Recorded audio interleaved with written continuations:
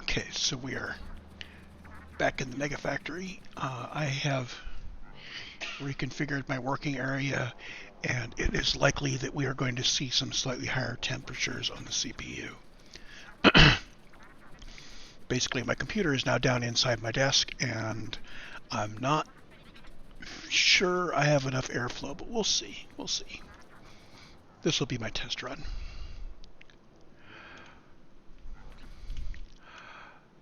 So we didn't mark the rocket control units.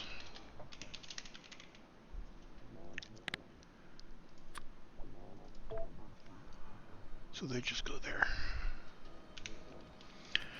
So the next thing on the dock for this top level,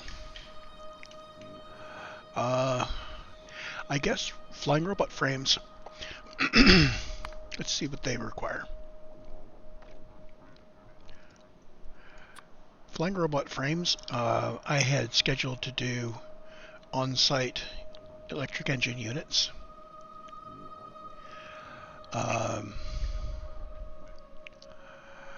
And I think I'm going to build on-site engine units if I can. Let me do a separate build on this. So this is 238 flying robot frames. So we're going to do a new factory.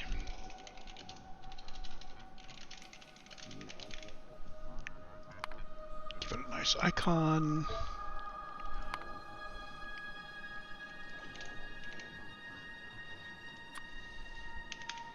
That was 238 per minute. Double check. 238.1.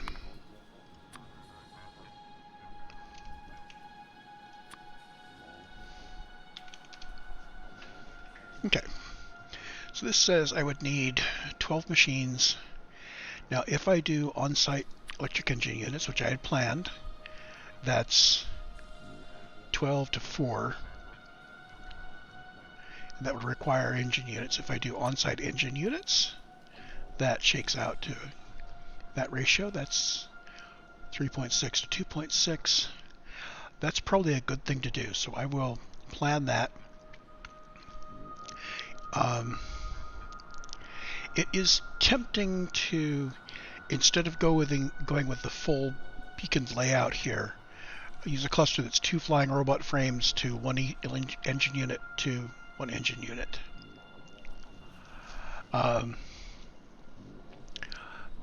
Don't know if I can do that with direct insertions. Problem would be getting the engine units into the electric engine unit.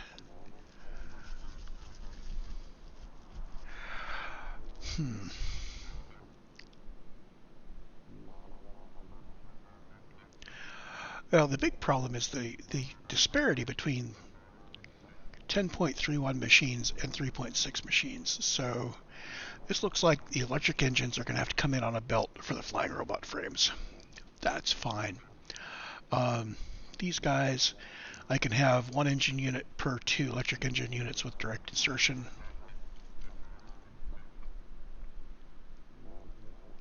2.6 to 3. That's actually, if I didn't have productivity modules in, this would be a 1-to-1. And this is actually not bad.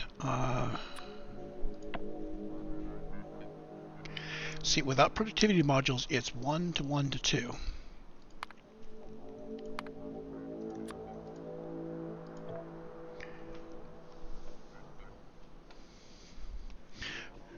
Now, I do want to use productivity modules, but what I'm thinking is I will build the base on this, then I'll put in productivity modules, which are going to decrease the inputs, and it will also impact the duty cycles, and we will then see how it goes. It's going to be highly experimental. If I do this in 4 columns, that will get me an increase in my margin, because each column will have a little extra margin. So 238 divided by 4,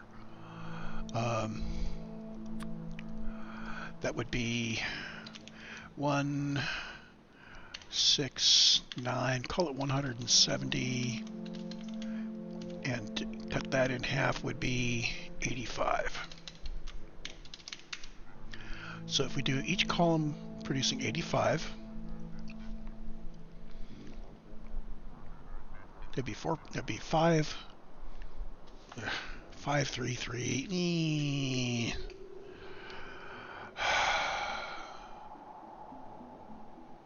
Totally not sure I like that. So 2 columns. It's 9, 4.5, 4.5. So I could do 10, 5, 5. Do 2 columns of 10, 5, 5.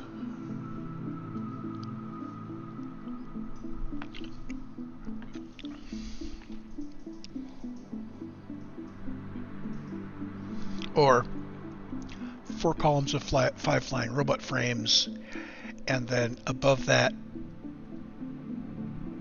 do these separately. Yeah, okay, so let's start out with the 4 columns of this. Let's go back to our total. I forget what it was. I think it was just under 340. It was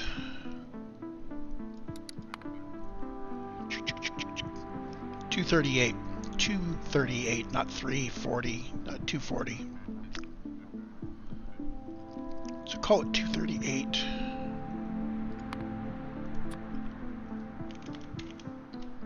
There we go. So 2 columns of this, or 4 columns of this guy, and 2 columns of those. There.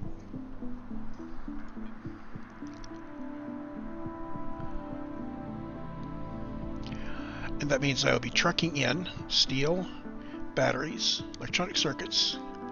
Oh, iron gear wheels and pipes are also locally sourced. There we go.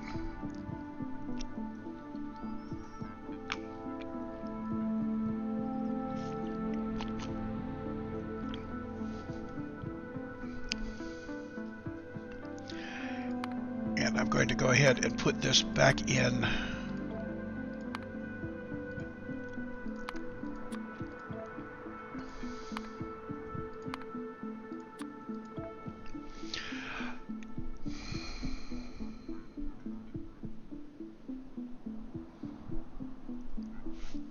So, how does this shake out as belts? None of these is anywhere near even a small fraction of a belt. So we can belt the heck out of this without any problem.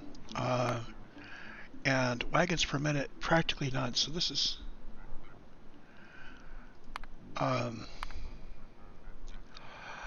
is actually a very low requirement for flying robot frames. I'm used to building bigger because I tend to build a large robot factory to put up tens of thousands of robots and bases because I love robots. That's not very UPS friendly, so here we are. Let's just build this as is. Just what it says on the tin. So if we want to put this in, well, what if we put this in 2 columns? What if you work it out as 2 columns all the way up? I wonder if we have the space. We need 5 inbound train stations and 1 outbound.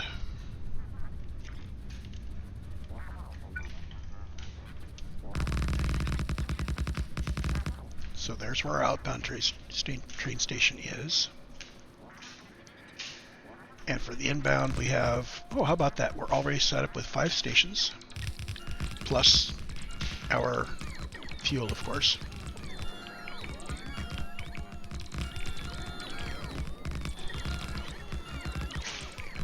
We're going to run this a little faster.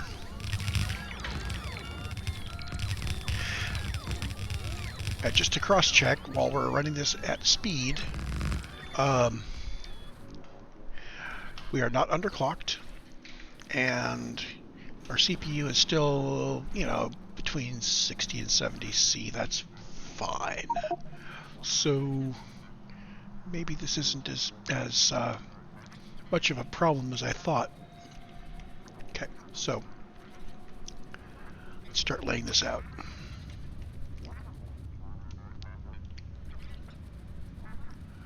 I'm going to park my Spidertron over there. I'm going to turn off my roboports. So let's see, we're going to need one of these to put this in.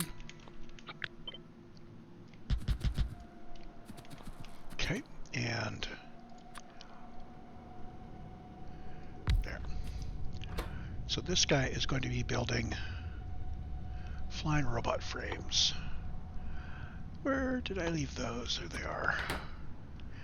And productivity modules. So, flying robot frames have 4 inputs. Damn it! 4 inputs leaves us no place to put outputs. Unless we make use of space outside. Well, let me see. Is there any way?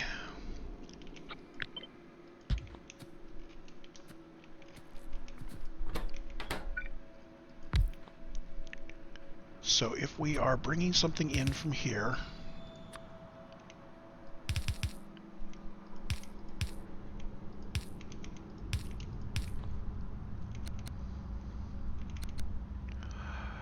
so yeah, I can do this, but I have to use belt braiding.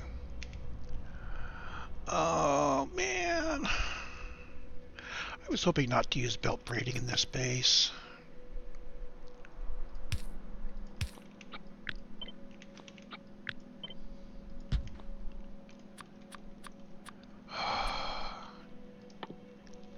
Okay, so I do need to, well, I'm not going to worry too much about hitting this with an upgrade planner because, well, we already have that set up. I am going to need fast underground belts like that.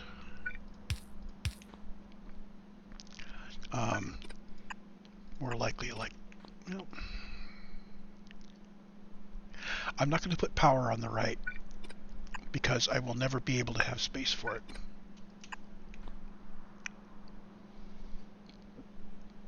I could put this kind of power, but I really want to use the other ones. So this gets me all of my inputs. Is anybody anywhere near? Now we're still trivial on this, so yeah, we're okay with using red belts.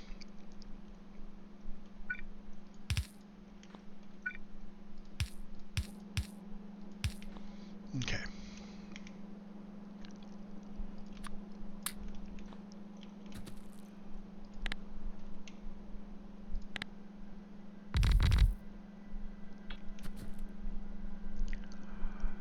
So make that line up.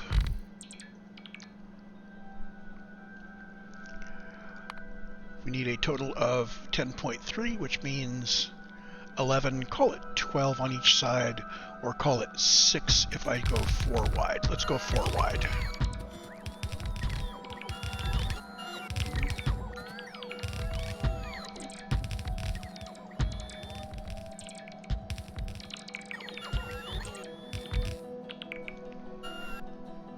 So if I do that,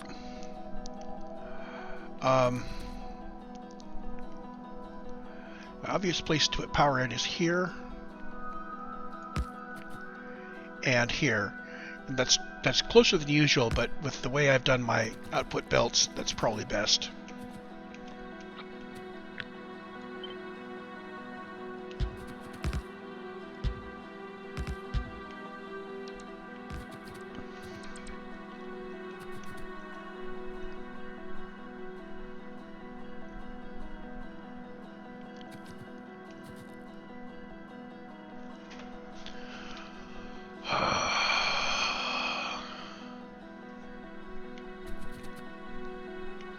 No, let's be a little more careful with this.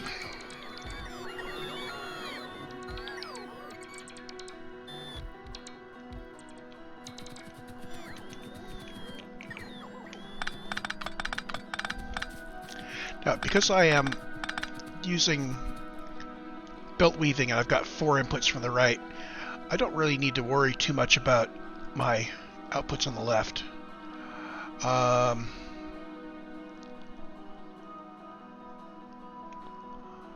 What else are we doing here?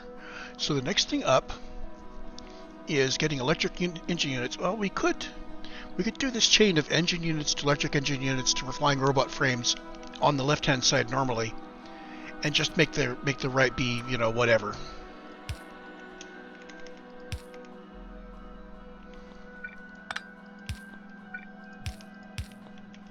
Okay.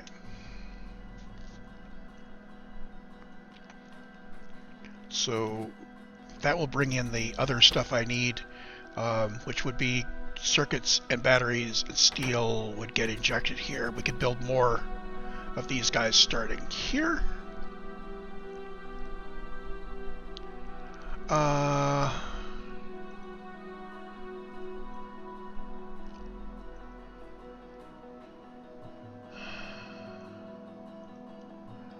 So if I do that, how do I get 2 belts in, peeling these guys out? Ah.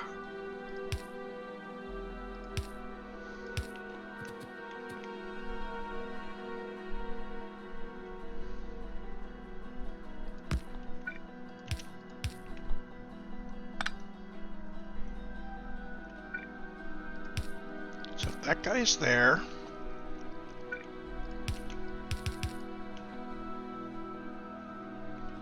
That guy has to be there, and this is not enough space. Ooh. But if I move this down by 1,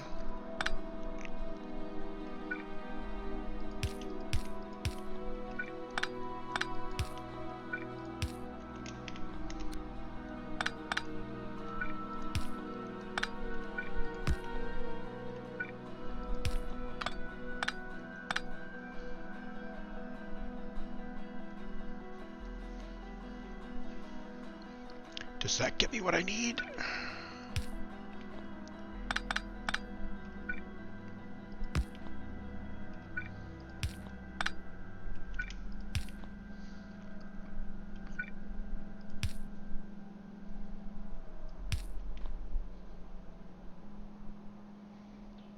Yeah, that works. So this gets us a feed of our materials for the flying robot frames from the left, and allows us to bring our electric engine units in from, and he needs fluid, so he needs fluid and energy units, so fluid and electronic circuits will have to come in from the right.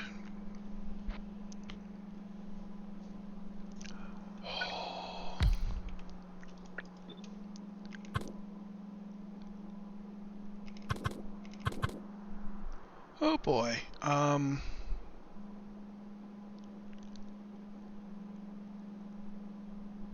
How do I get this?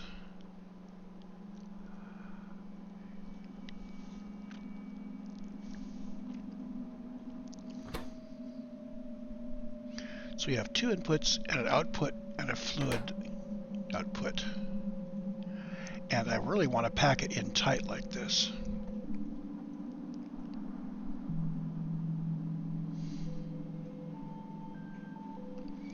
So if I have those 2 out like this, and I don't have any pipes or pipe to grounds,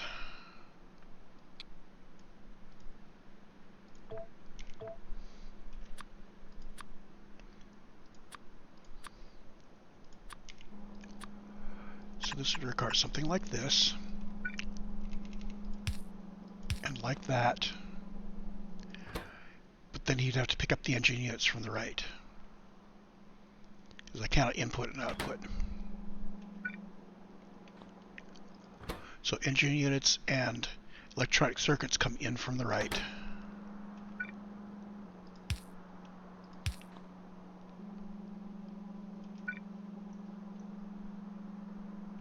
And down here, I do not want to risk having it dump out on that guy.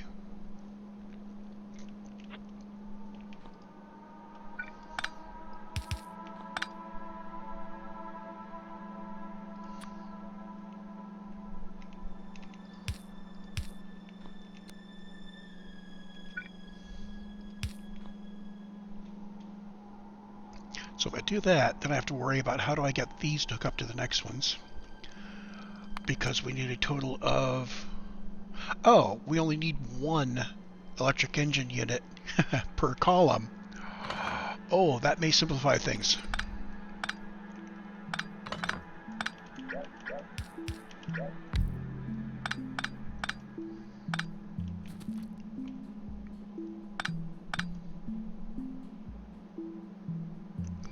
So this guy just needs to make sure that he can share lubricant horizontally. Ooh. If I give myself a little bit of extra space here, let's simplify this a little bit.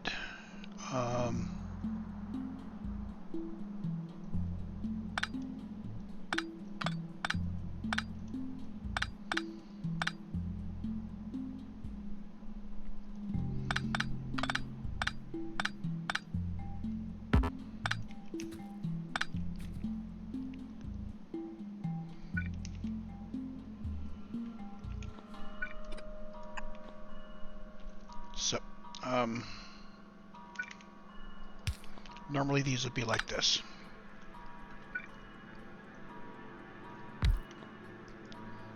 So, I don't think this is going to give me enough space. So let's put our electric engine unit there. And I'll just put his lubricant down below. And we'll just do this.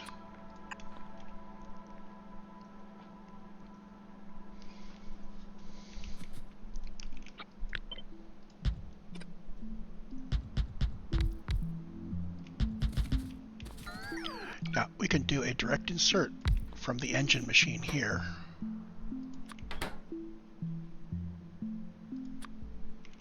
Like that. Which means we need to get electronic circuits down to him and his output out.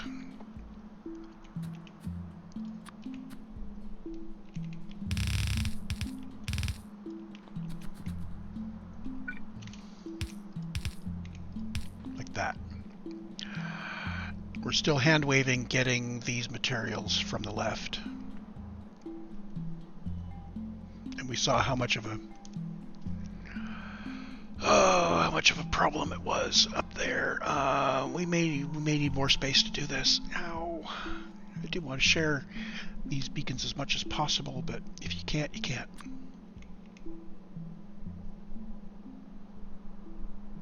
So if we're like that,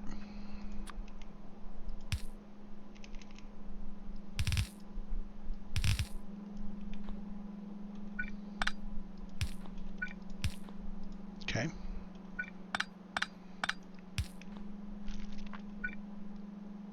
And the other way is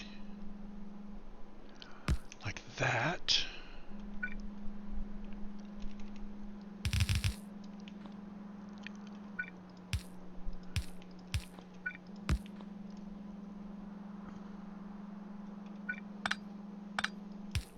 And I might as well make this look similar.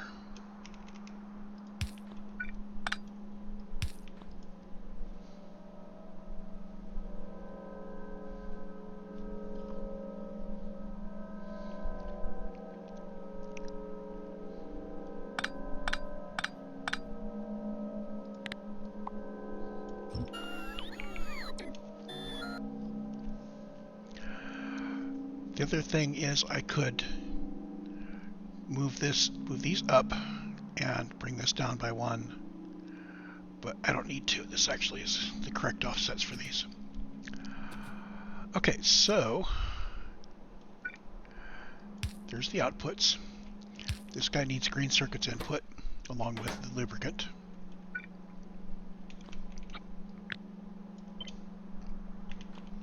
So let's copy paste that over there.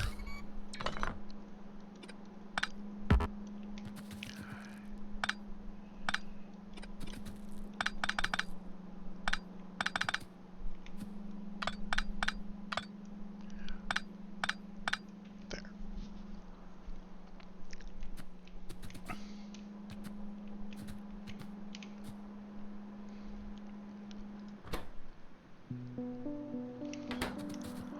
This guy's still getting the proper number of things. So this, I'm going to have with 4 and 4, so this is extra stuff. That's okay. I'm okay with machines running a little slow. So he requires steel plate, iron gear wheels, and pipes. It needs twice as much pipe, so he needs input from both sides.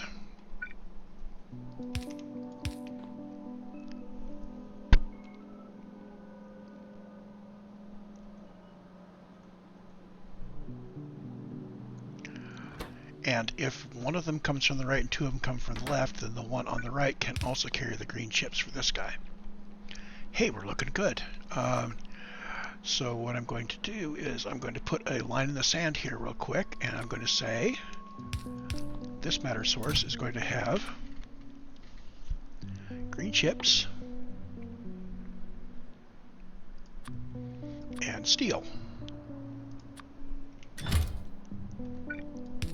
And this matter source will have iron gears and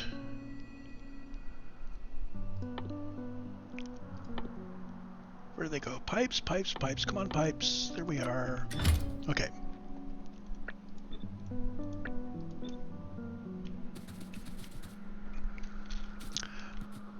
And I need to have a fluid source. Let's make 2 of those because I suspect these are not going to be copy-pastable. They're not going to be able to be put down by logistics. So this input is lubricant.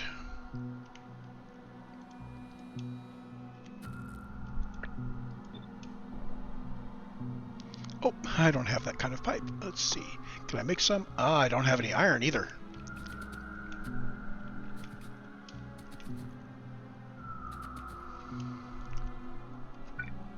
So now we need inputs and outputs from the left, and that needs to go along with getting power. So this could be a normal power dance, moderated by the fact that I may need to adjust for power that fits up here. So there's that. If I put it there,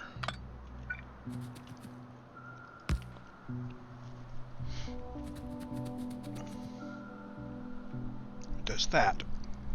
Is there a place I can put it that's better?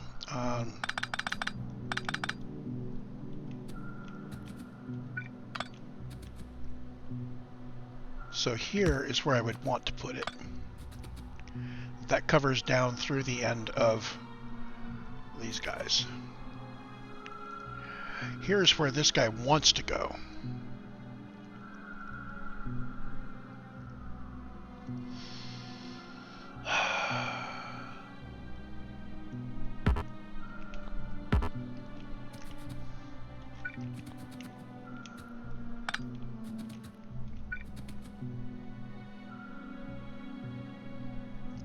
If I put it there, that covers all of the beacons. So we're going to put it there, and I'm just going to have to work around that this guy will need to do something fancy. Oh, I know what this needs to do.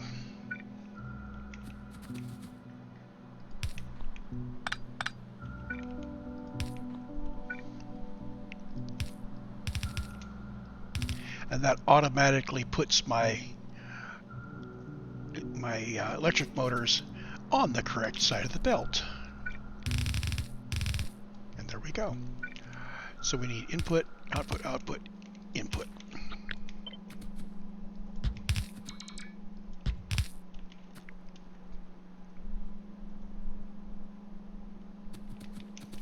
Okay, and these guys,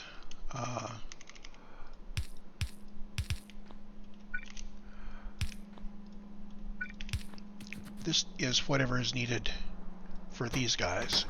This is going to be steel, batteries, and green chips. Well, steel and green chips kind of work together. I could put them on the top one.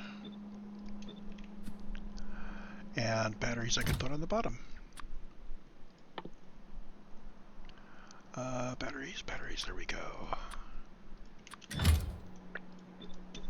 There. Of course, nothing's going to happen until I come back with the rest of the stuff to build this. I think that's got it.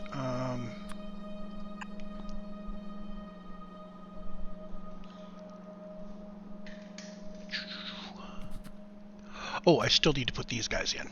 Let's put in these.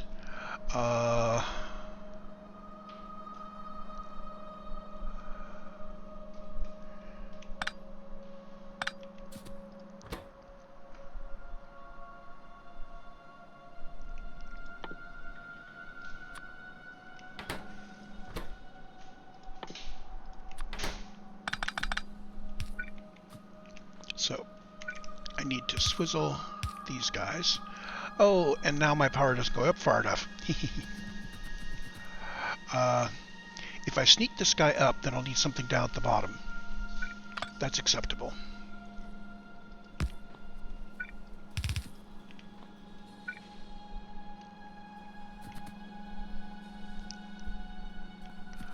And that would mean putting it here.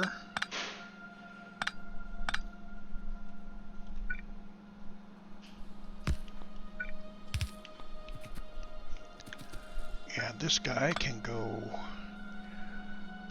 this high. Yeah, that's not going to work because I need to, yeah, I can put it there.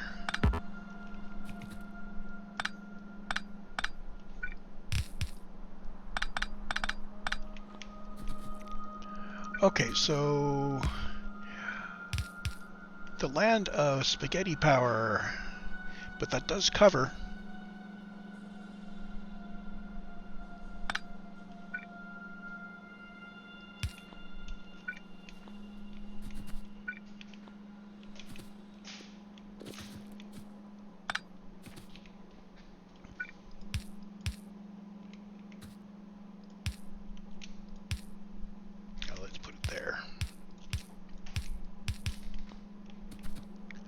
Which means this now needs, these guys need iron input.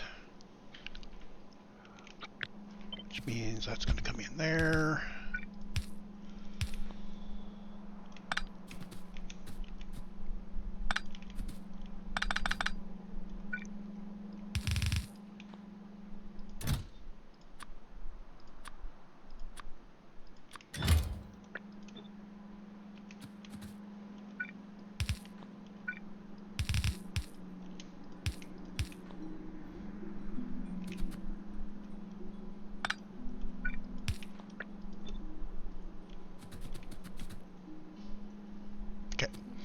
Iron comes into these two. We get pipe and gear coming out, which go into the engines. We make engines. The engines go down to here.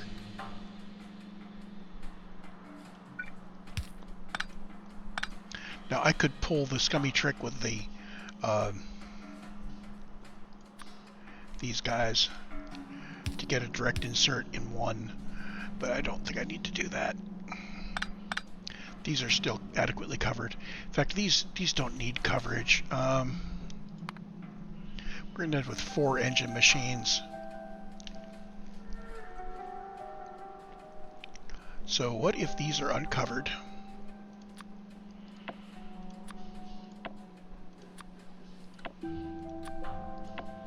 So even completely unbeaconed and moduled, those are still good. So we would need 16 without any beacons and modules. So with 8 like that, that brings us down. So we do need coverage here. If our coverage went down to 6, that would still work. We would probably want to put productivity in there. There we go. Yeah. So as long as this guy's got at least 6 covering, we're okay.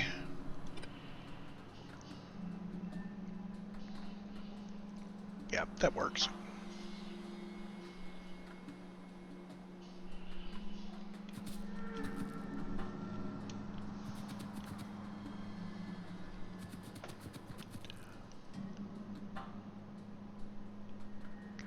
So the other thing I've noticed is that this line is the same as that line.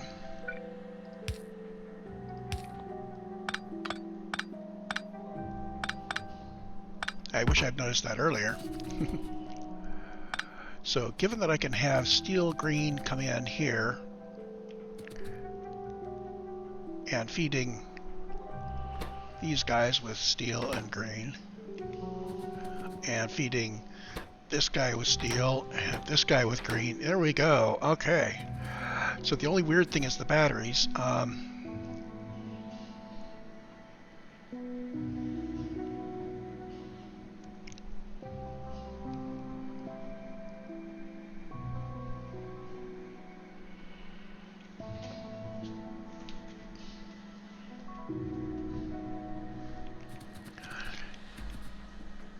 No capacity issues anywhere, just pure geometry on this one. And we are going to grab our outputs like that.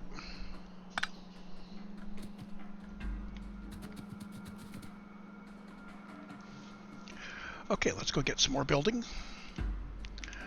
And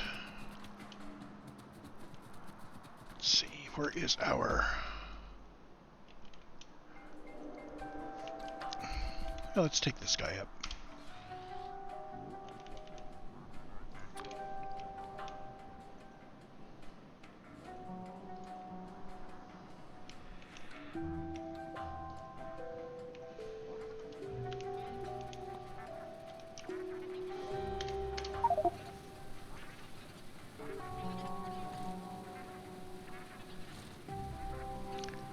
Okay, so Factorio running flat out, and our CPU is at 71C, 72C, 73C.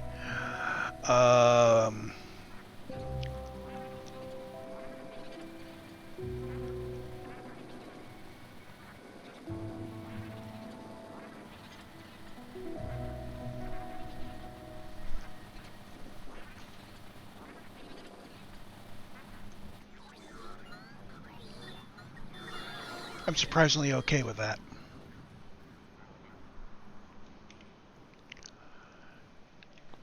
So we do have some stuff. I do need some red undergrounds, which I forgot to request in.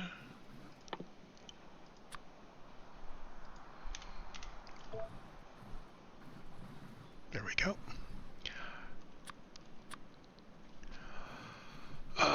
What else? Do we have? This should be enough beacons and modules.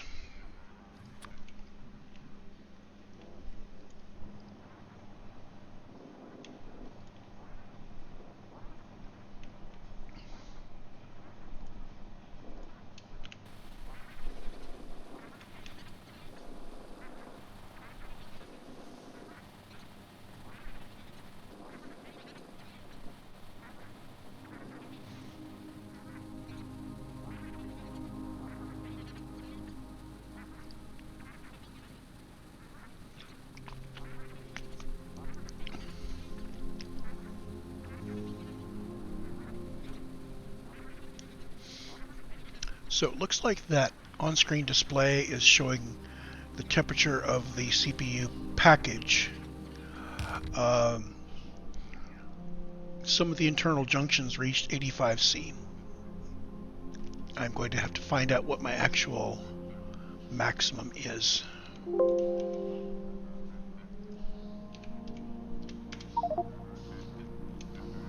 Okay, that filled in. So there's my output area. I'm going to go ahead and Control X this whole thing.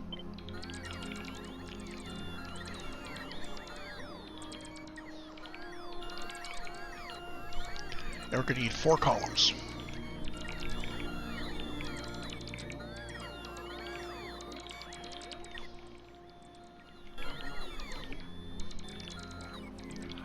And apparently, yeah, well, let's line it up there.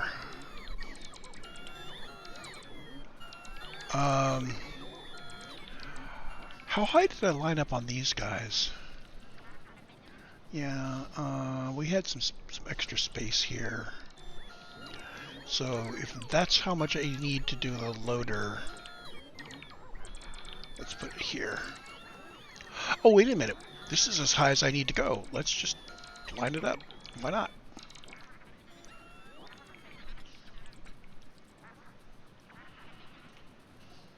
So we are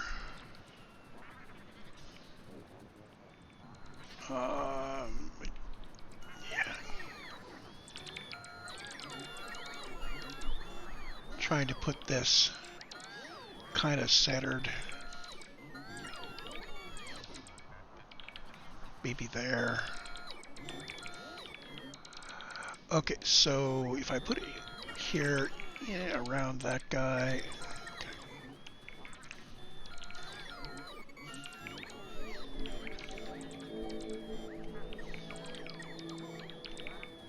Yeah, let's just center it by eye.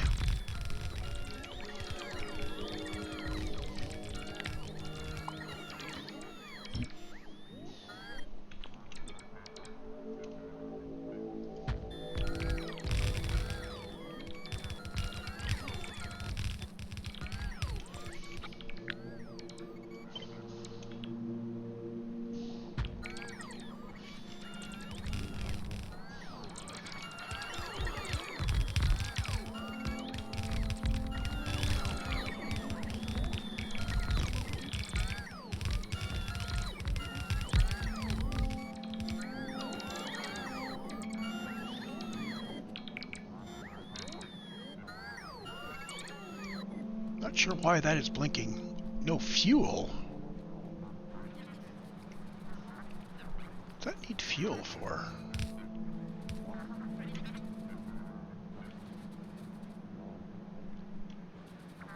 Must be an implementation detail. So for now, the loading station is going to change all of that. But let's get this going. I'm going to need some drain guys so we can verify this works.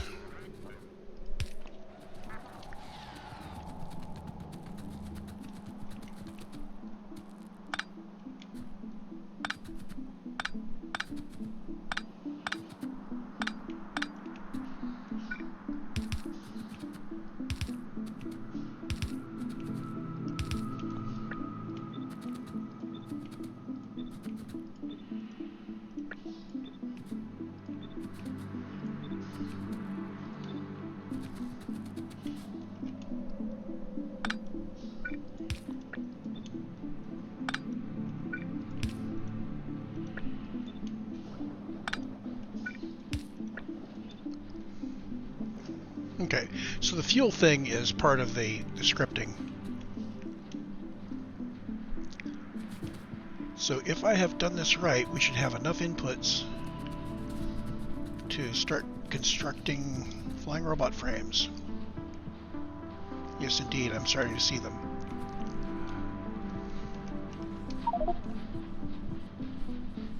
Now, if we let this speed up. So our top machines are overbuilt, so we're going to go into yellow mode on those as it stacks up. We should be building engines and electric engine units as fast as we can to start to back up the demand there. And then we have our flying robot frames in the bottom, which I hope I didn't overbuild by way too much. According to max rate calculator, we are short by 4.7 machines on these guys, but our output of flying robot frames is 554. So what did I mess up?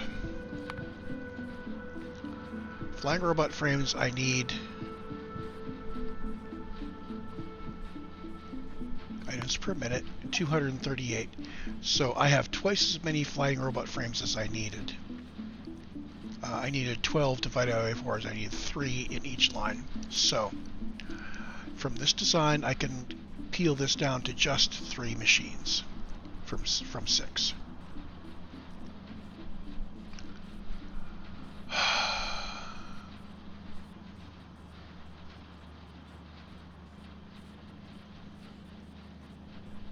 I really like to have the way the stack worked out up here. So yeah, we'll do that.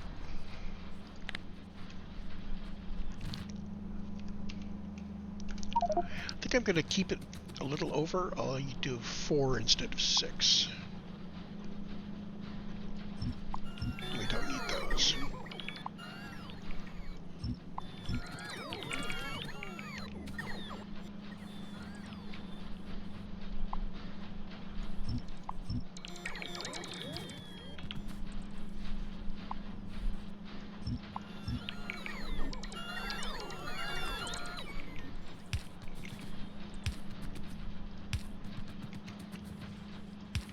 Okay, so we need this guy. We don't need these.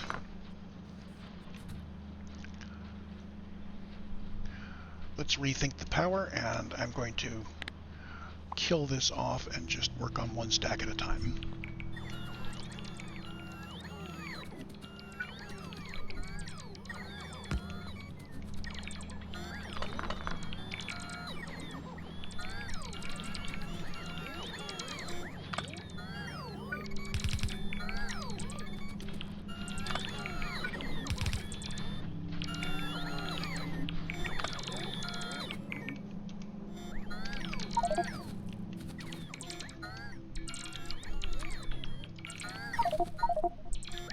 Okay, so too much inventory.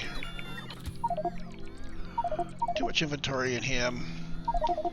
We're gonna have to start dumping things in boxes.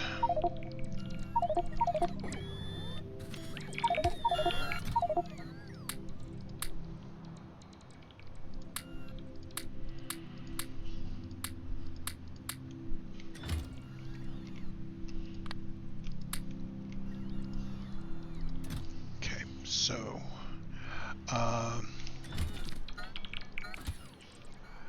what can I bring out of his inventory?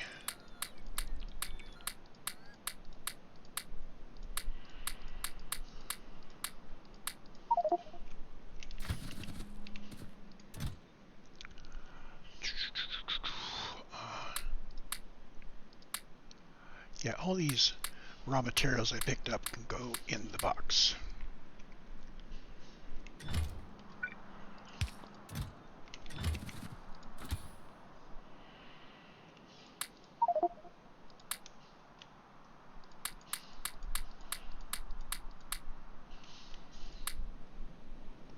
But how many does he want? Oh, yeah, I had way too much rail going to him.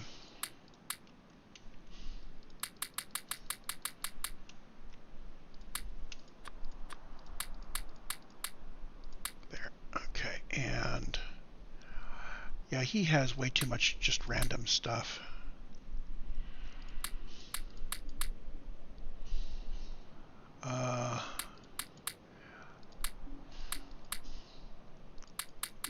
There. That's what I'll leave on him for now. I need to remember in the future to leave plenty more space in my Spidertron for dropping things in boxes. And into there goes, let's start from the top. Oh, almost forgot. You need some of these.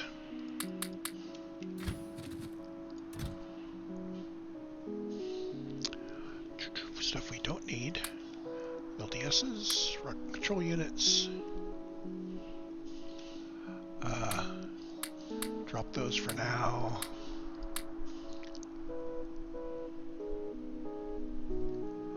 Way too many cargo wagons and locomotives for now.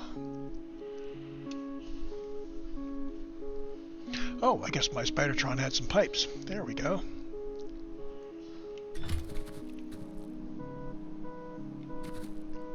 So this is all built, and now I need to work on how I'm going to route power in here properly.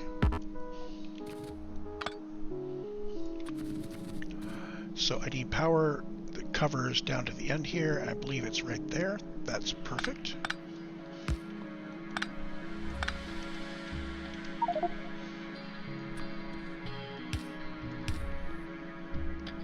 And this is where I would want to put it.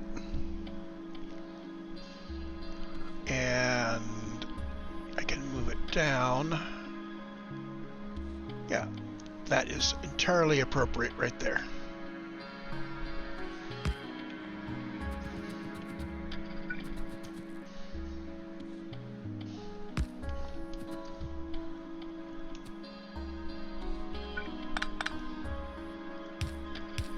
And just for fun, I'm going to put that guy right there, and I'll bring him down like that.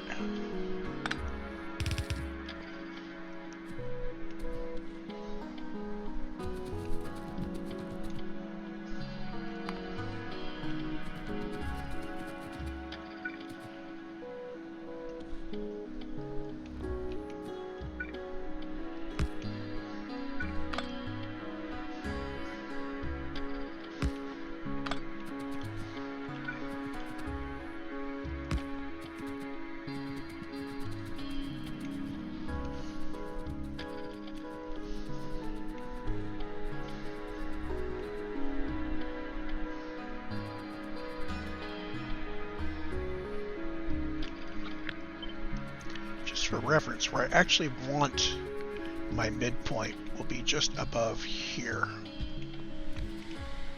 So, with that in mind,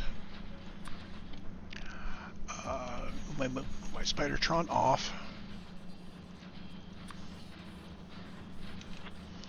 and move this whole thing. Well, let's see.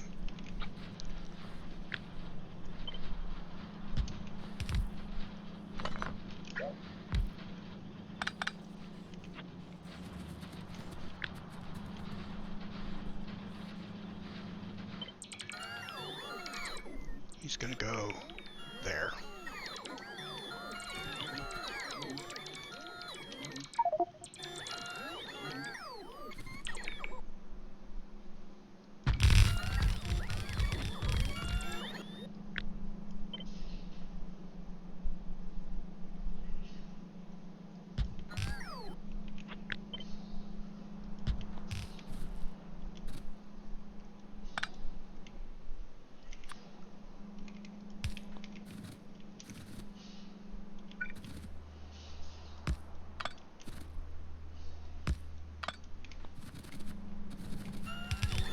Okay, ready to go, and we can peel off those.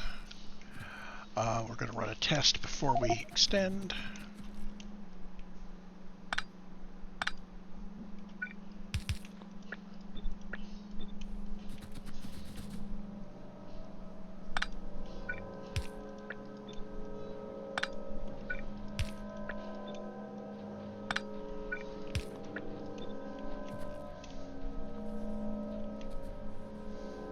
Okay. So this should produce 1/4 the number of flying robot frames that I need in the eventual base. So 238 divided by 4. Do the calculator because I can't number. 238. Clear. 238.1. 238.1 divided by 4 equals what? Clear. 238.1. Okay, factor 10, so 59.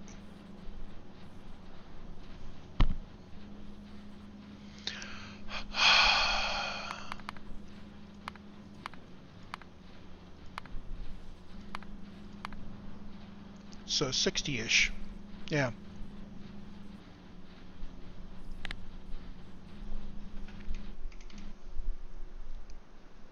So 1 hour, reset, flying robot frames.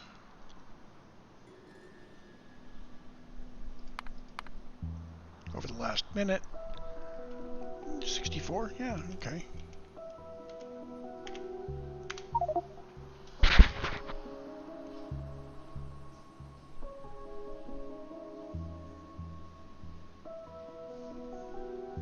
Okay, so on-screen display shows CPU package at 75, and separately I'm monitoring CCD max And that's hitting, well, it hit 85 at one point during this run.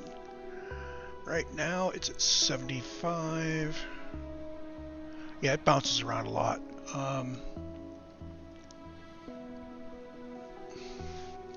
I have heard that the Ryzen 5950 is entirely comfortable in the 90 to 100C range.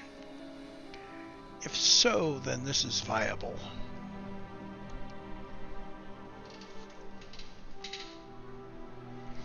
And just by hand, the temperature inside the desk area, I have one panel open. It feels warm, little teeny bit warm. Okay, so yeah, it might be interesting to put an ambient thermometer down there at some point.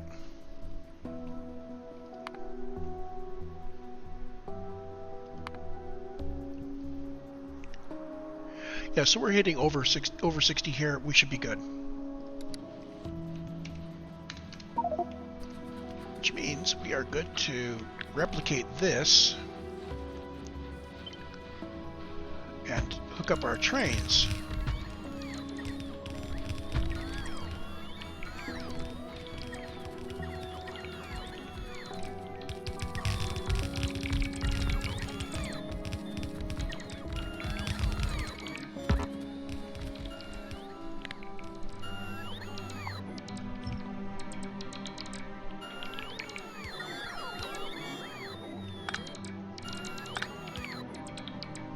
Very hard to pick up a belt when you've got somebody that continually puts stuff on it.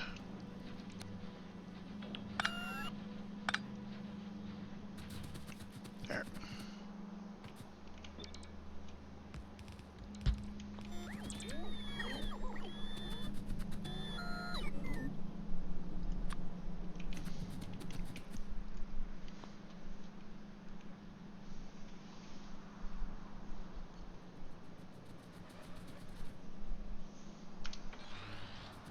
So what do I need to pick up to complete this build? I'm going to need a lot of express belts to set up my train stations. They're set up. I need to hook them up. I need to hook up the train station down below. I'm going to need 11 locomotives. And I'm going to need 4 by 520. Actually, these 5 stations require 4 each by 2. So 40 total wagons. So 41. Let's just go for 50.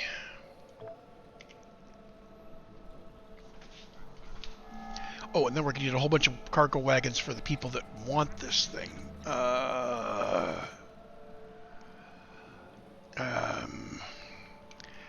So how many people want flying robot frames?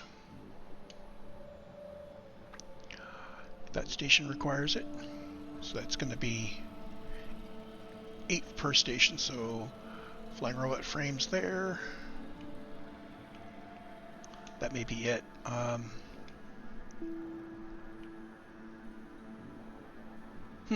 Okay, so just 8 more. So let's see here. This becomes, let's say 60. I'll have some extras. And we can pick this stuff up.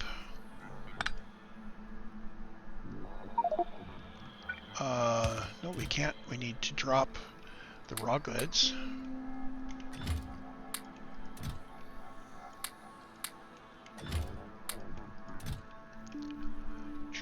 Actually, let's drop some of the stuff I want to carry with me over here.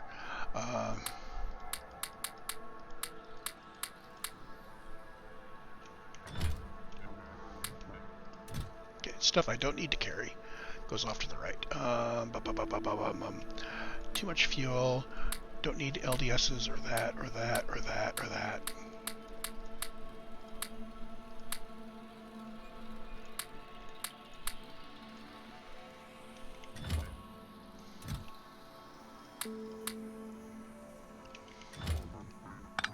There.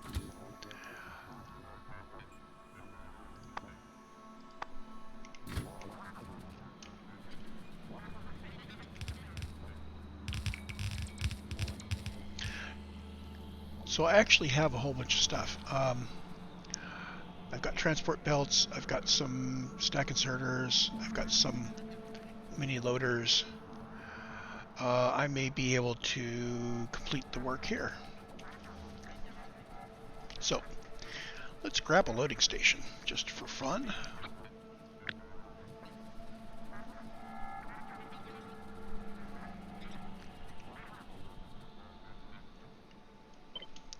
And we do not want to snap to grid. We do not want train stop names.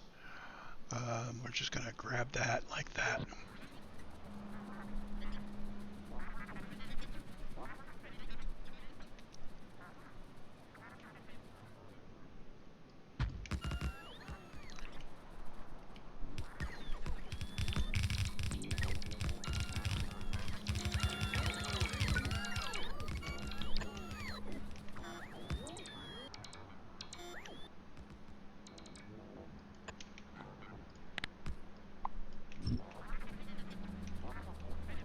Okay, and we'll figure this out in a moment.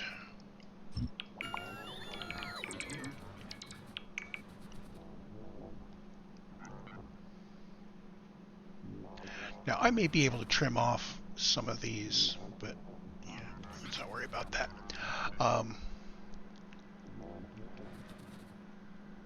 Let's trim the belts back as far as we can, though.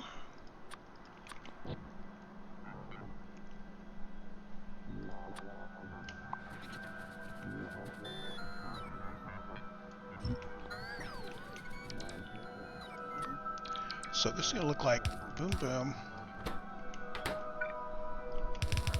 and down.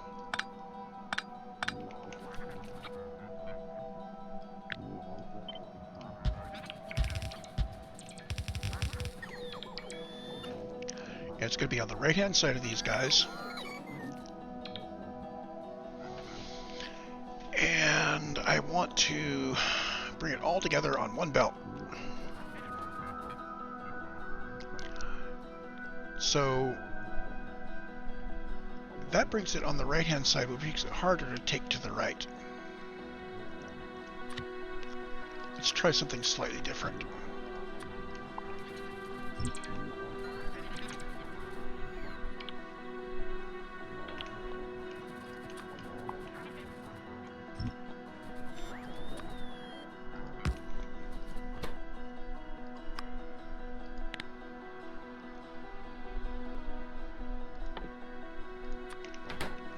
So flying robot frames are going to be on the left-hand side of that belt.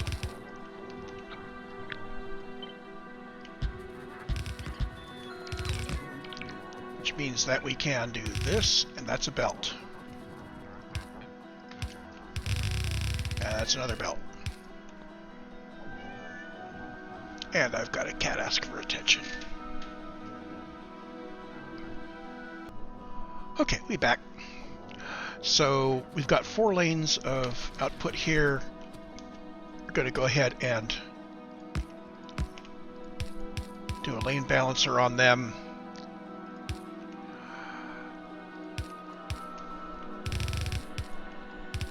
And we only need 1 line of output.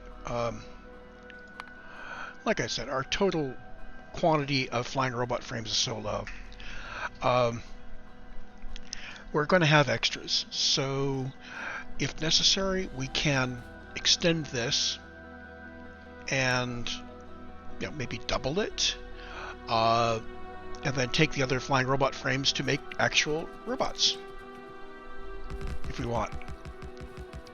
Or I could copy that into a completely new area and have that one building robots. It's the things we can do if we decide to go that direction. Sorry about the zoomy there. Okay, so that's got our outputs routed. We need our power to come down.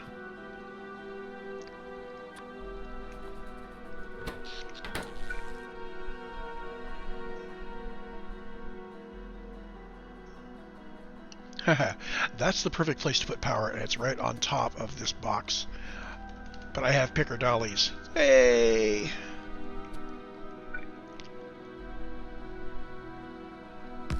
There we go. these are all raw materials that I don't really care about much. I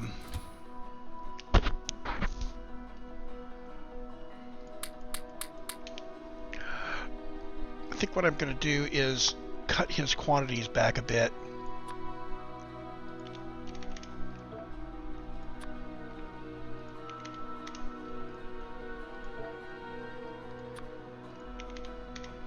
That'll give him a little bit more space to pick up stuff.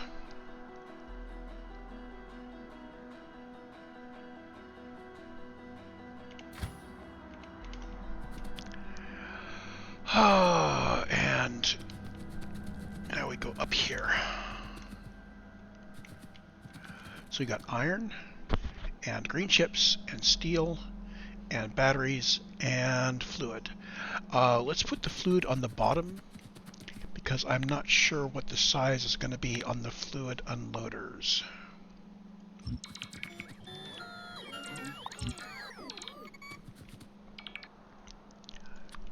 And mark this out so I can see what I am doing.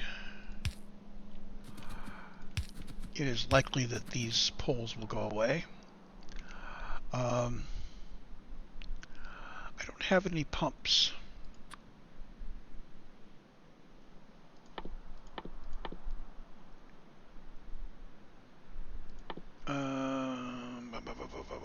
Where do they go?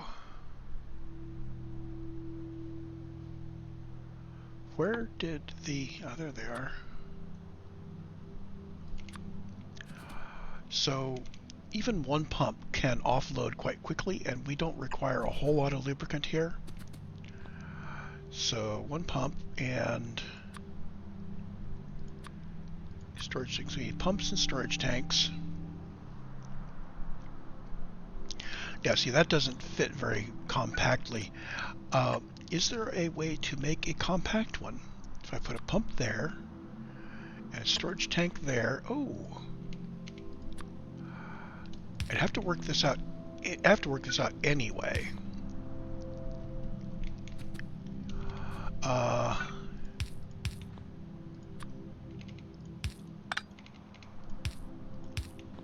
Oh, that is not bad.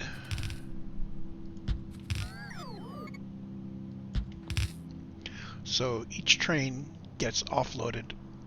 Now it's going into a pipe rather than directly into a tank, so that's going to slow it down a little bit, but that's okay. This is going to be for just getting stuff here.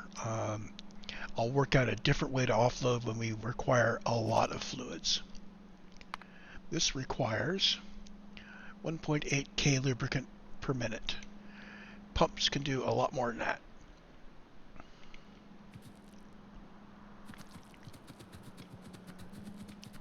So now we grab our pump to ground, and I'm just going to bring this across like that, down like that, and there we have it. So we had a little bit of backflow, which now has identified all that as lubricant. We don't have any of what we need to make this happen, though. Let's say 50 of those, and we need 50 of those.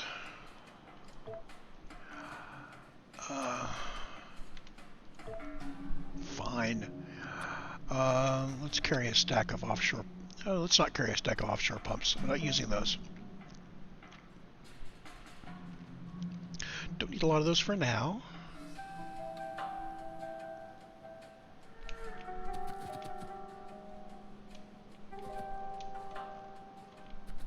Okay. So the next thing, take an iron. Oh, let's set the names. This is lubricant for flying robot frames.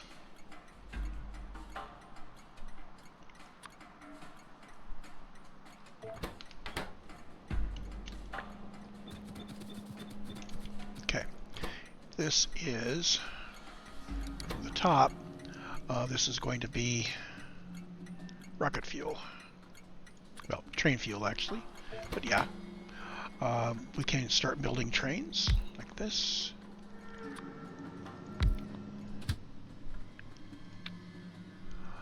And he needs to go to the fuel station full with inactivity, and then back to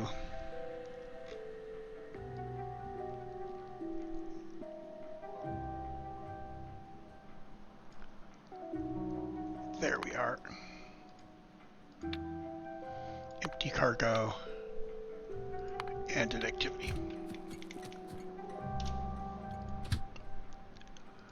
Give him a little bit of fuel, and let's ride along with him as he goes and gets things going.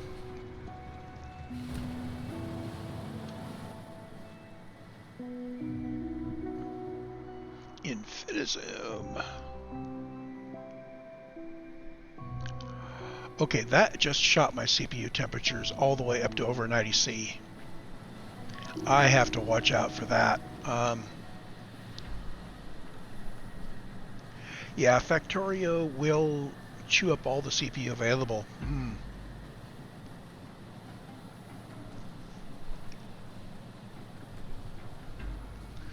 Okay, so we've verified that it will come back here. And now we can put this in and grab back some for ourselves and head back to our home station. Yeah, that would have been a shock if I had zoomed out and and Factorio put us in thermal shutdown. That would be bad. Just for reference, it looks like our fans are at 100%, except for the GPU fan, because the GPU is really, yeah, the GPU is cool.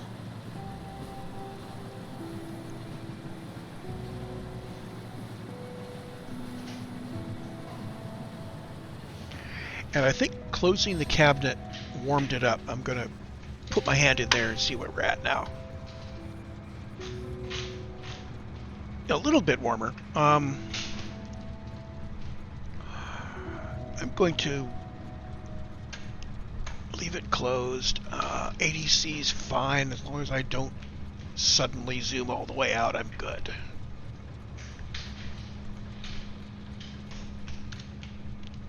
Okay.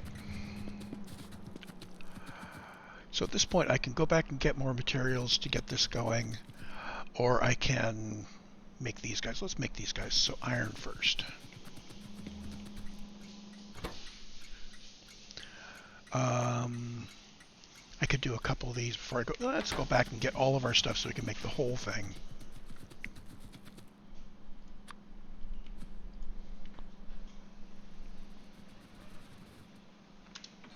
And while we are, I'm going to dump the raw materials back into the into the normal stuff as much as possible.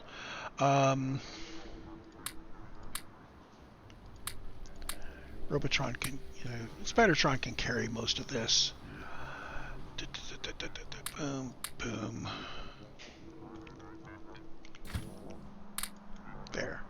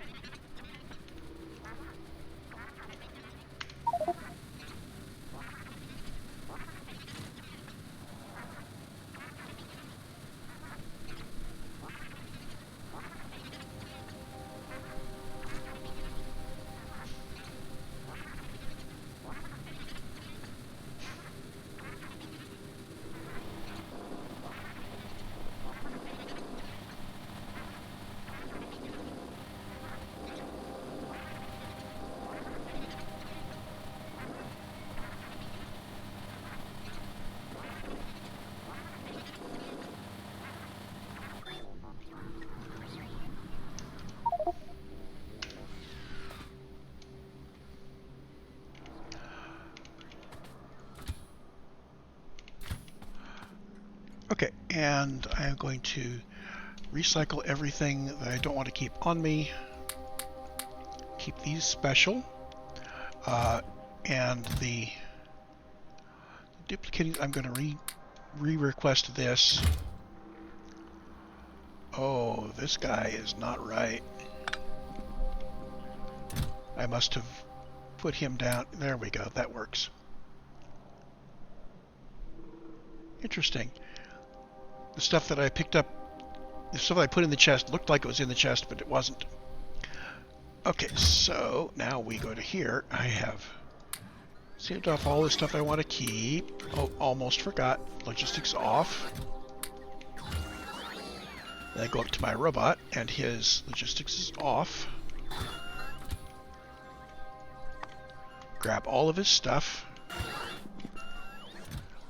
Toss it back in the network.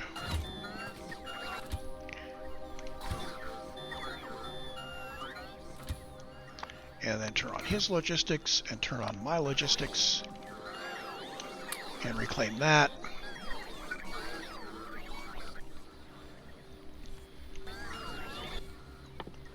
And let's put down a nice void chest. Right there.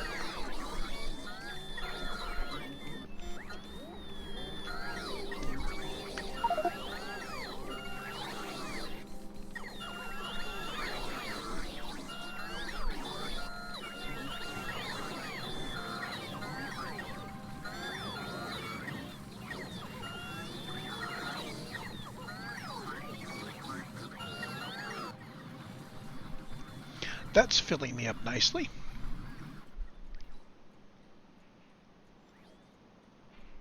Okay, so we're still working on... Nope, we're not. We're done.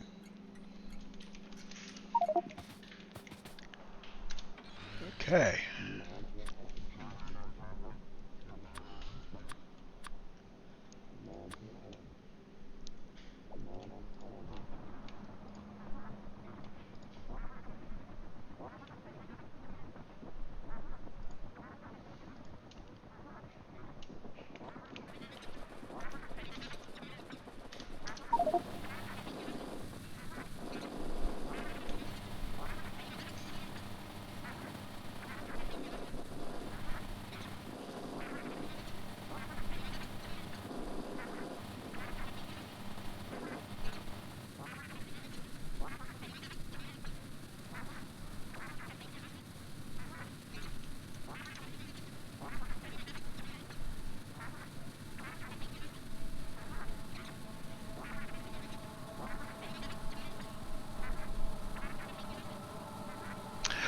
Now, when I was planning this, I forgot that most of the trains I'm putting down are not going to use cargo wagons. They're going to be using duplicating cargo wagons.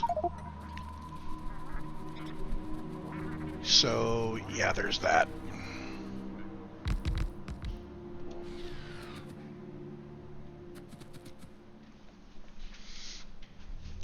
So I need some cargo wagons. I think the easiest way for me to do this is to start using these duplicating chests when I need things. Because even building them here is just... You could do that, toss that in, grab 50, and there we go. And I could pick this up and put it down with something else in it.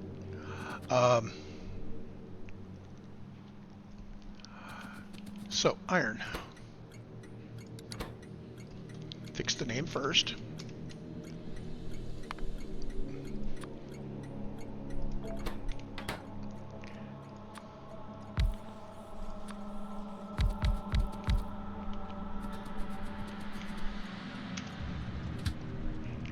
So we are going to the iron station. Full cargo and inactivity. And then we're coming back to iron for flying robot frames. Empty cargo. And inactivity.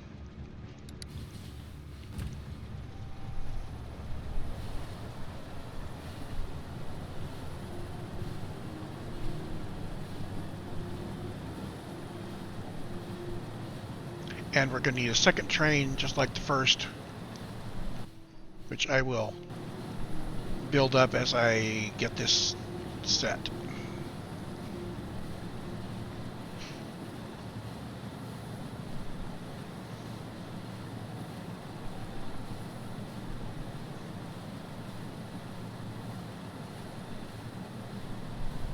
Okay.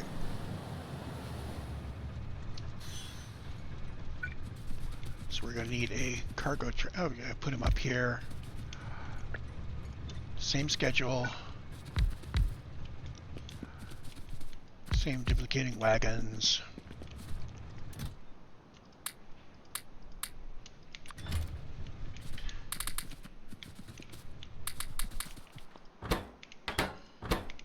So those are all full.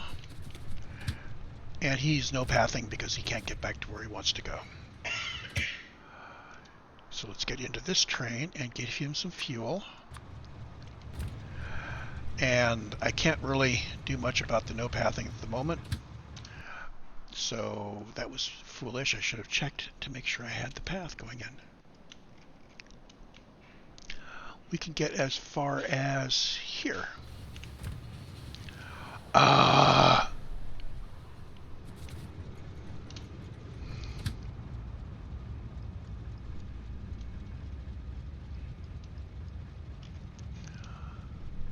Helps if I am on the train.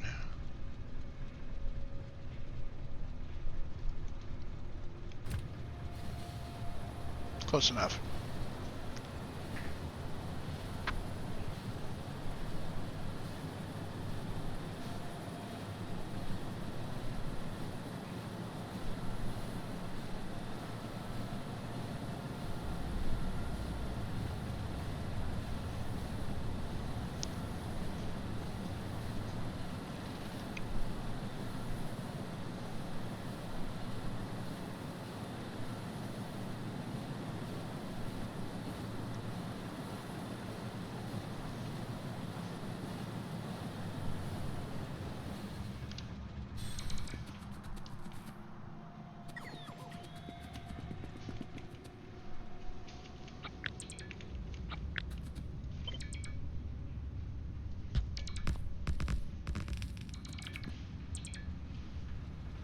There we go. That solves our no path.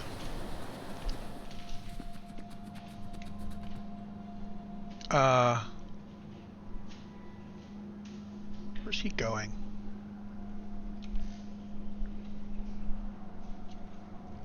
And why isn't this guy coming around?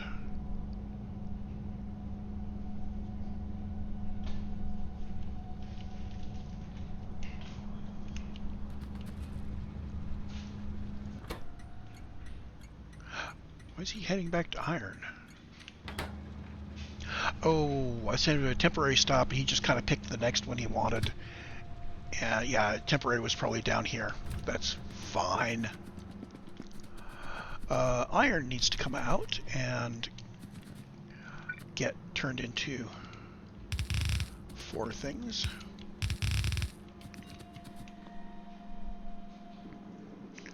So let's see here.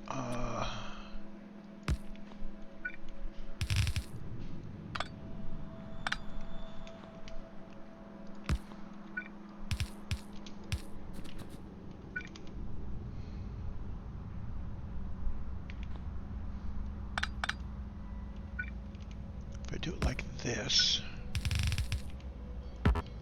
we'll worry about how this guy gets set up some other time.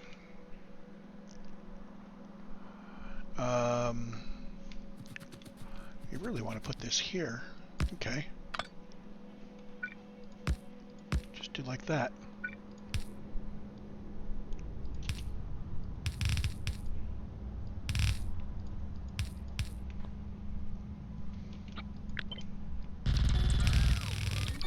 There's Iron. Easy peasy.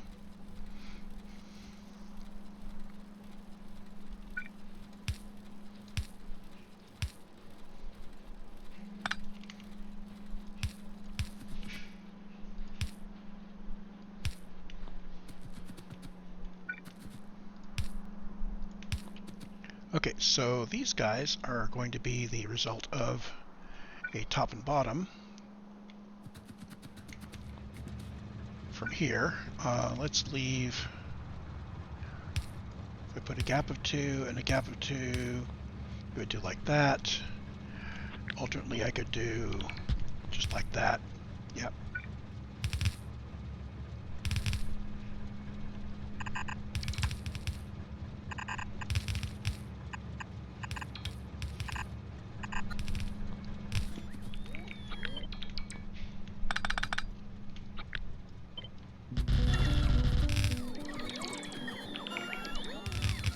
Oh, come on.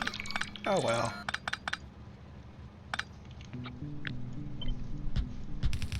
That works. So if I have...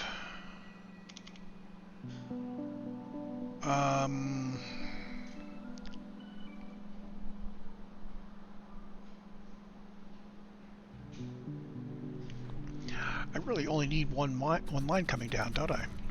Let's take a look at our total quantities in this gun. Yeah, these are less than a belt.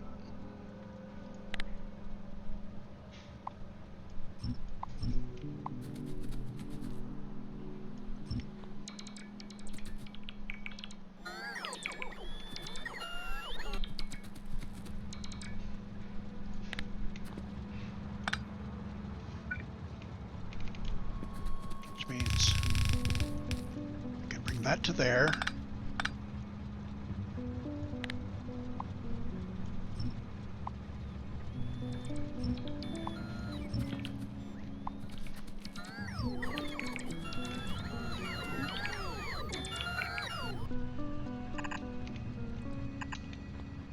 That.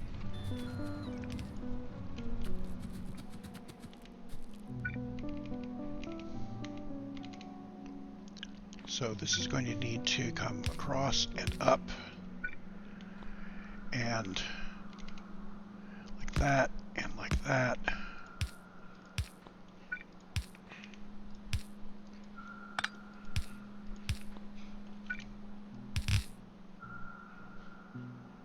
And that has made this difficult.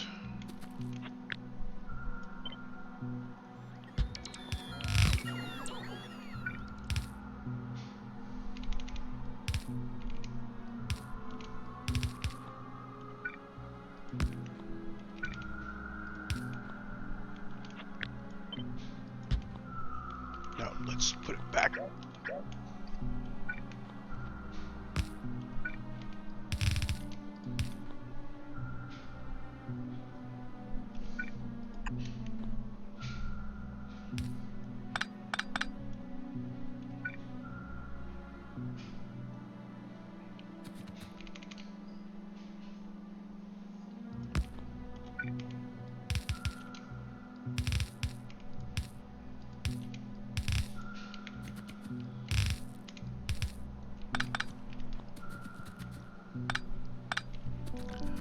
So if I had this stuff at the end here, those may get swapped, so I may have to drain on this guy.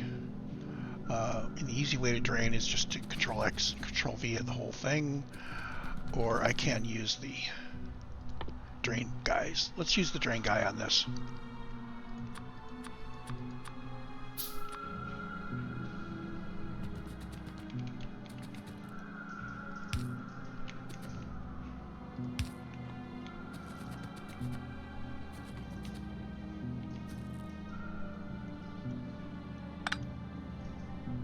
There we go.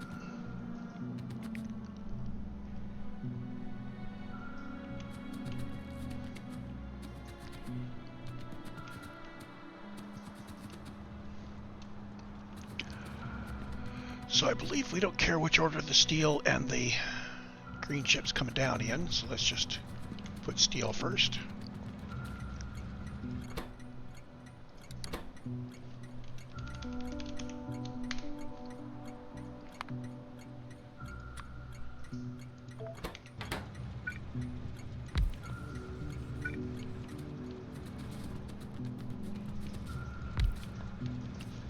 So this is going to add station. Steel, steel, steel, steel. Where's my steel? So we're going to be heading for there, where we're going to empty the cargo and wait for an activity. And we're going to be picking up their full cargo, wait for an activity.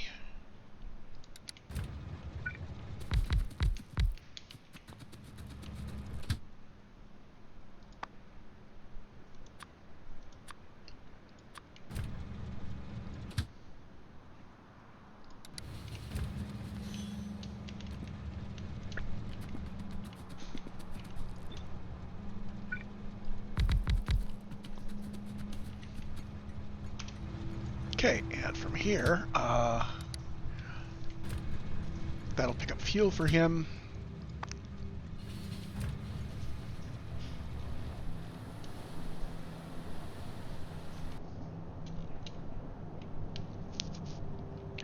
Now, I really would have preferred if he stayed on the service road and used the correct express lane, but yeah, there's not much control over routing for these guys.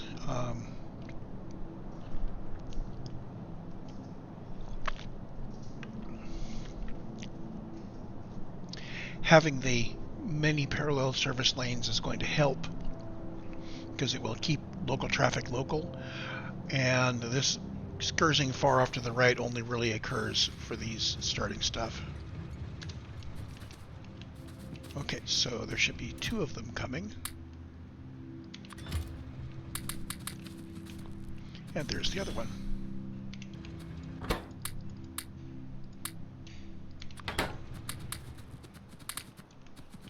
There we go.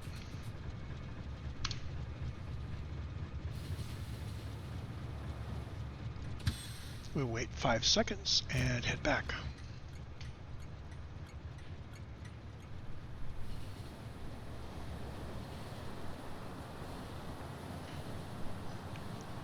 Okay, so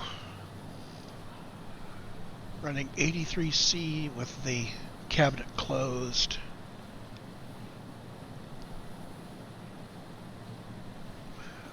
I am going to open one of the doors to the cabinet. Let's see how much that cools us. It probably won't get us more than a degree or 2. I suspect we're okay with the door closed. I may want to get into the BIOS and just have it always run the fans all the way at the top,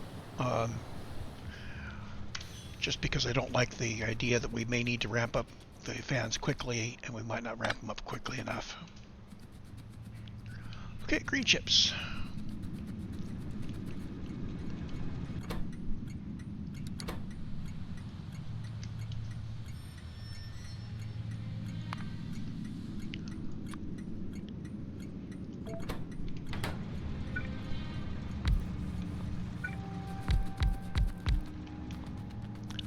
So the schedule is going to be green chips until item full cargo and an activity, and this guy empty cargo in activity.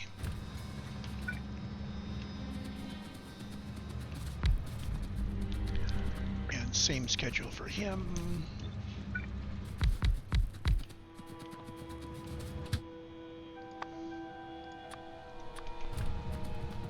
Okay, let's have him head out, and I'm going to head out to here to pick up some fuel. Oh, I had an ore. That's bad. And I need to remember to fix the scheduling on the other one.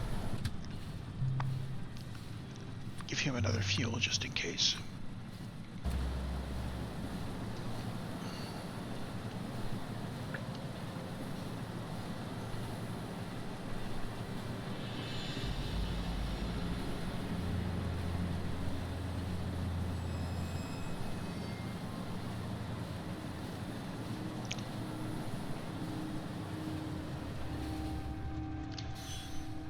So schedule fix first.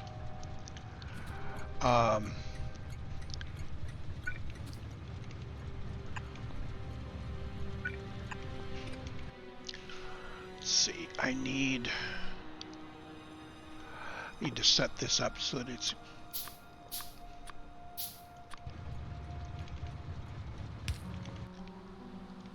giving me some of this. Okay, 3 stacks.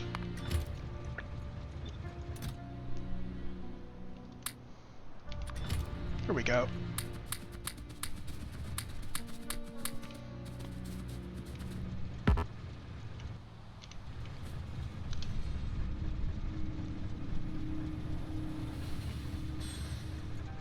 All set. And I actually had them all down here. That was okay.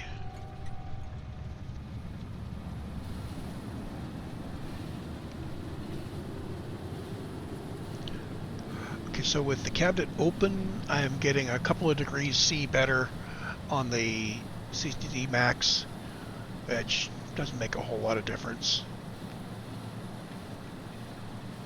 Ambient temperature inside the desk is not too warm. Let me check just above the computer. It's a little warmer over on the computer end. I'm afraid, though, that if I leave the cabinet open too much, I'm going to have a cat curling up on it. I may need to work out some sort of a cat filter. Okay, and the last one is batteries.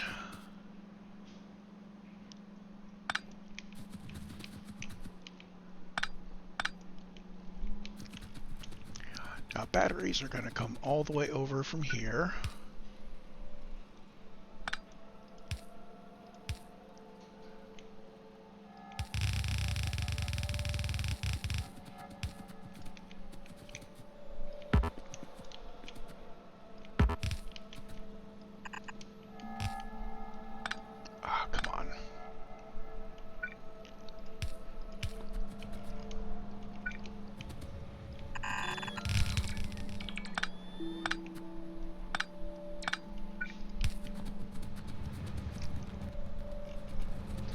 And got some color. Let's copy the colors from the train painter down.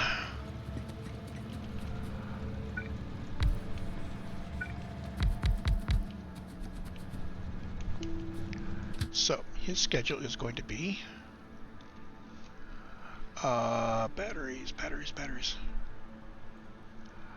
I don't have a battery station. Yes, I do. There it is. Full cargo and an activity, and then batteries for us. Fix our name.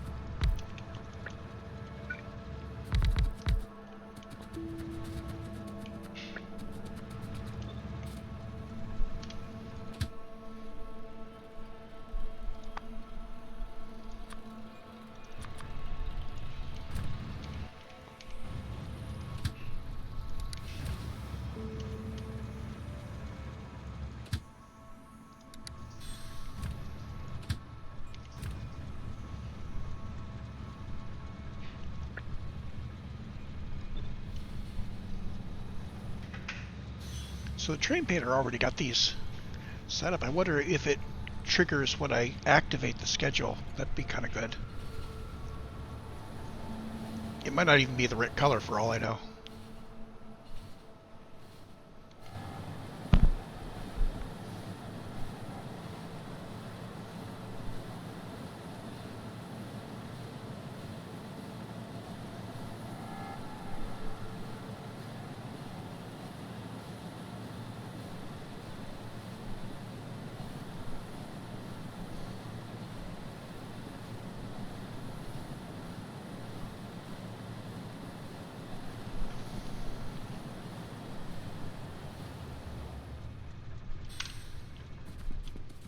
Okay, here we go.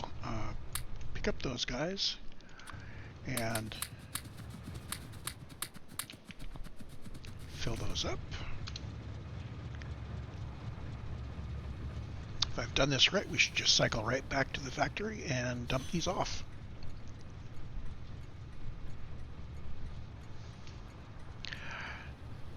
So the other thing I've been thinking about is how am I going to deal with the rather large number of smelters. There's several ways. One way is to have a central depot where, for instance, all of the iron plate trains coming in from the smelters would go to that central depot and unload. And they would all be balanced together and then dispersed to a number of loading stations where my main base would now send trains to those loading stations who would sit in a parking area and grab from wherever. That's one way to do it. Another way to do it is to assure that every smelter always has the capacity to output to trains as fast as we can load them, or at least as fast as we want to load them. So then we can just pick wherever, and as long as we only have, a limited number of trains scheduled for each station, you'll pick a farther station if the nearest station is already hitting as much as it wants to hit. So now we go down here and we say, is this running? And we notice that no, it is not running because I do not have a train providing lubricant, because I haven't worked that out yet. So this station is lubricant, and we are going to go to the lubricant station. It should be easy to find, it's bright green. We're going to go there until empty cargo and inactivity. Now the problem is we don't actually have a lubricant source. That's going to be off in the petroleum area,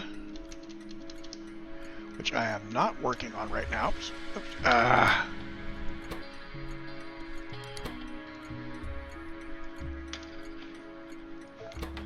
But I do want to put in the schedule. Go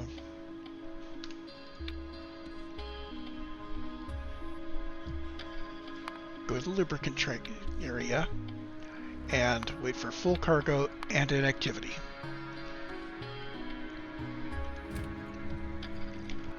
The other thing we need is the equivalent of the duplicating cargo wagon, but I need it for liquids. Does this work for liquids?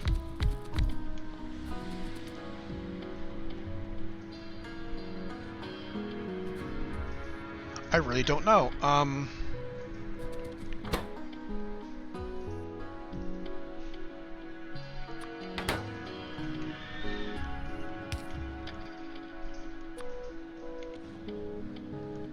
So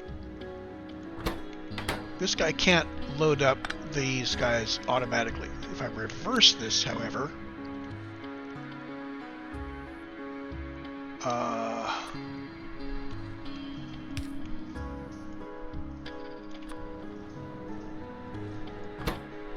so that's the wrong, that literally can't work.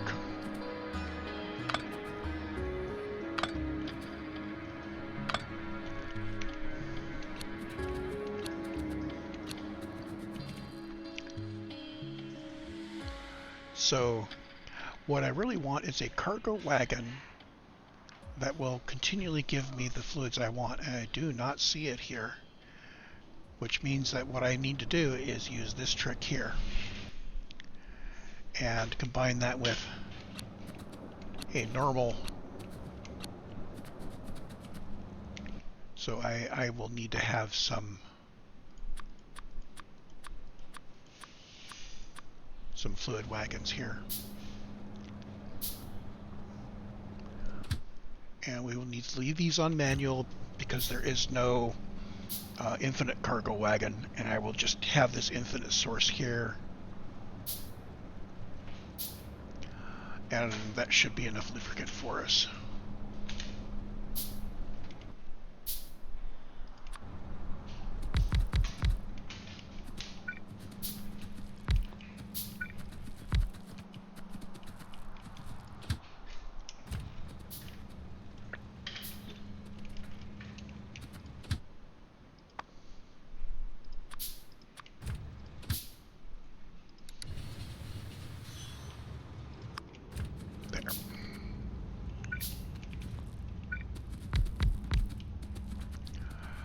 So,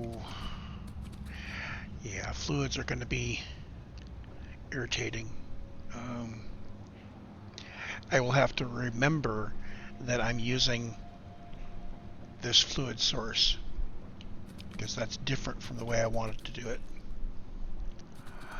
So now with that in place, what do we have here? We have engines, we have electric motors, we have flying robot frames being sent down and put into here.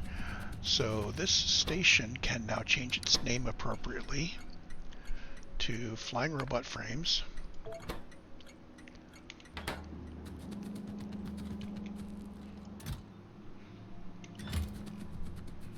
And trains can use it. Now you need to go to the other flying robot frame area. Let's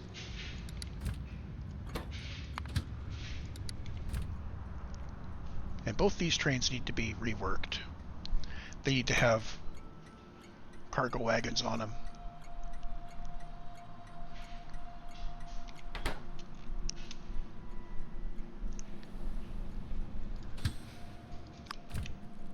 Yay!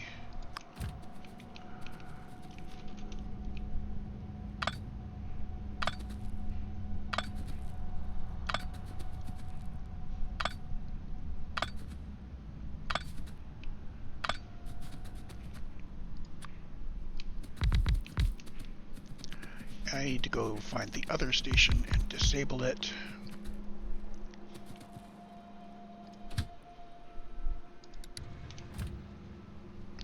Whoops. Oh, that wasn't good. It's a 1414 train now. Let's see if we can bring him back here rather than try to chase him.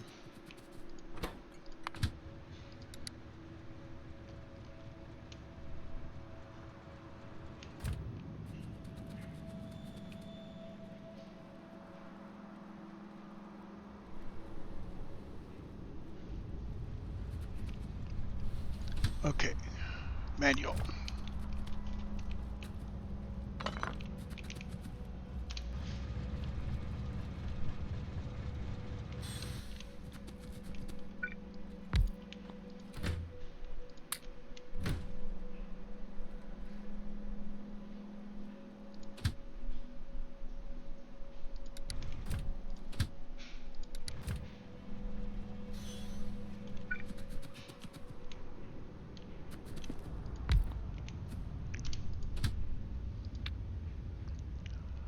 So I want to go to, well, if I set this guy to only allow 2 trains,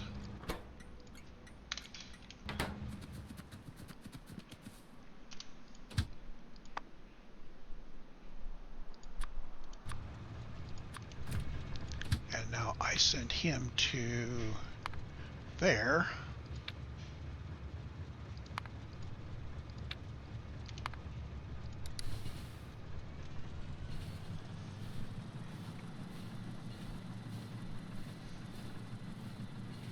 I believe my dogma has been to rip up the stations when they're no longer needed. Well, let's see when we get there.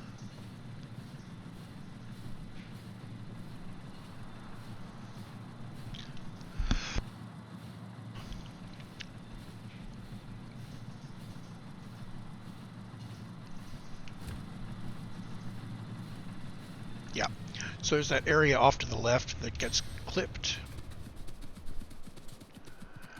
And then the station itself goes away.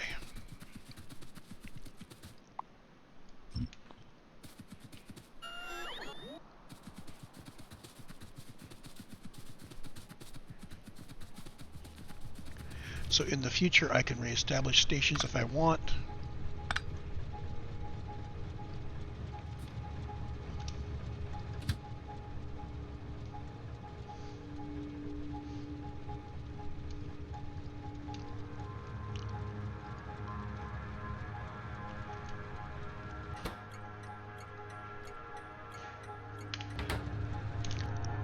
So back to our thing we're building. I believe I can remotely set the train limit to 3. And here we go.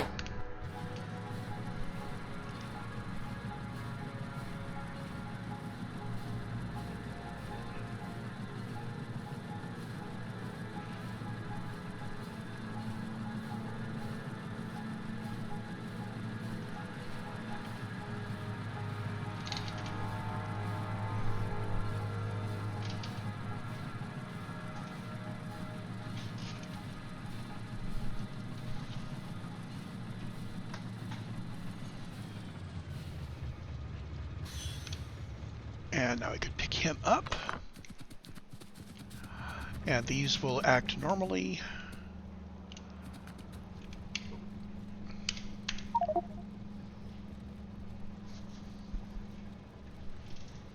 We're at X10 for a bit to make sure that these can feed the factory correctly.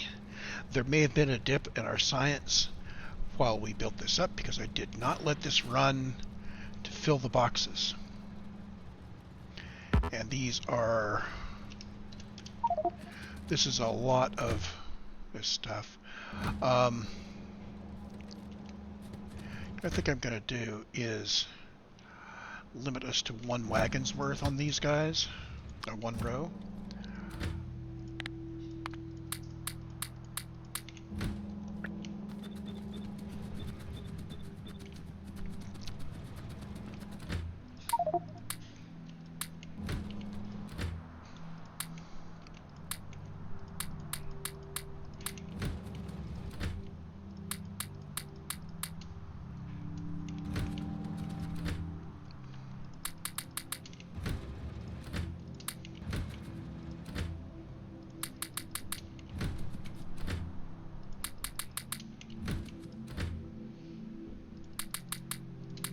Close enough.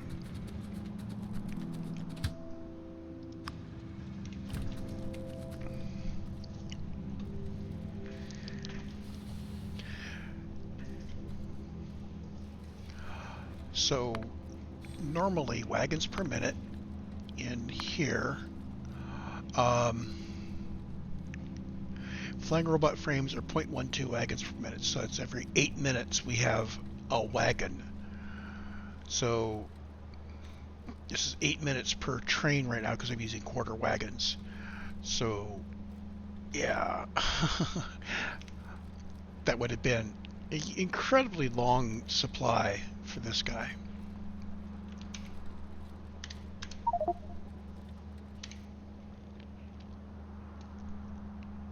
So he already dumped all of his.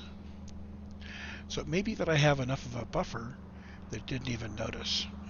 Let's see here. 10 hours. Flying robot frames are now at 259. What did we need? We needed flying robot frames at 238, so we're doing as good as we need.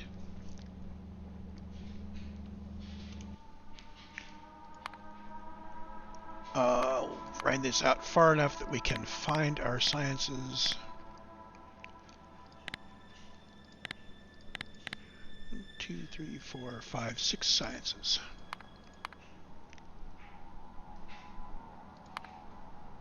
So over the last 10 minutes, we've been doing 900 of each science-ish.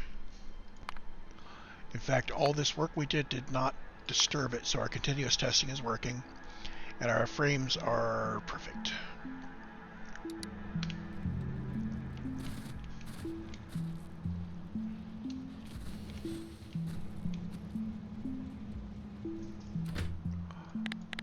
I'm going to do even half of that. So these are going to be 4-minute trains. And I'm hoping the other train comes back.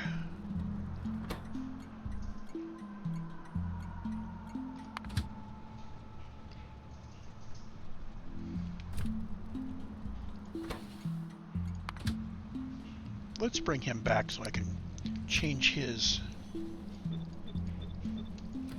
sizes. There we go.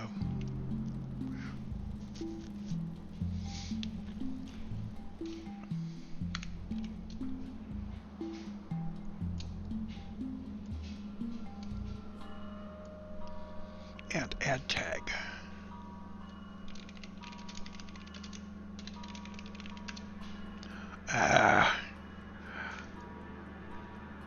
Add tag with the label. There we go.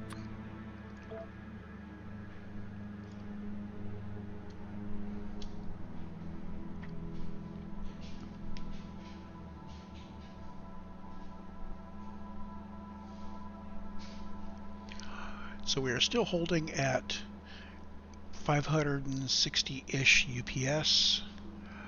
I'm seeing some synchronized train behavior over low density structures, as I always have. Flying robot frames, we could make the trains 1/8 as frequent as they are if we need to.